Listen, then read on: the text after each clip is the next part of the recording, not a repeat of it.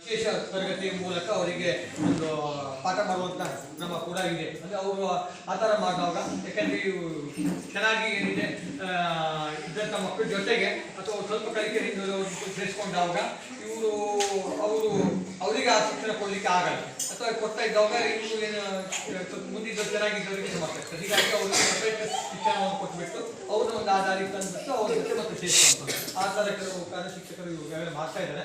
ಅದಕ್ಕೆ ನಮ್ಮ ಏನಾದರೂ ಚರ್ಚೆಗಳಿದ್ರೆ ಮಾಡ್ಬೋದು. ಇನ್ನು ವಿಶೇಷತೆ ಅಂತಂದ್ರು ಎರಡು ಮಕ್ಕಳಲ್ಲ, ಒಬ್ಬರು ಹಾಂ ಅವ್ರಿಗೆ ರೇಟ್ ಕಾರ್ಡ್ ಆಗಿದೆ ಆಗಿದೆಲ್ಲ. ಹಾಂ ಅವ್ರಿಗೆ ಇದನ್ನ ಅಪ್ಲೈ ಮಾಡಿದ್ರೆ ಅವರಿಗೂ ಕೂಡ ಈ ವಿಕಲಾಂಗ ವಿಶೇಷತೆ ಮಕ್ಕಳು ಯಾರಾದ್ರೂ ಕೂಡ ಅವರಿಗೆ UDID ಕಾರ್ಡ್ ಅನ್ನ ಮಾಡ್ಕೊಟ್ರೆ ಅವರಿಗೂ ಸರ್ಕಾರದಿಂದ ಕೆಲವು ಸವಲತ್ತುಗಳಿದೆ, ಅದು ಕೂಡ ಕೊಡ್ತಾರೆ. ಈಗಾಗಲೇ ಈಗ 2 ವರ್ಷದಿಂದ ಬರ್ತಾ ಇದು ಸಿಗಲ್ಲ.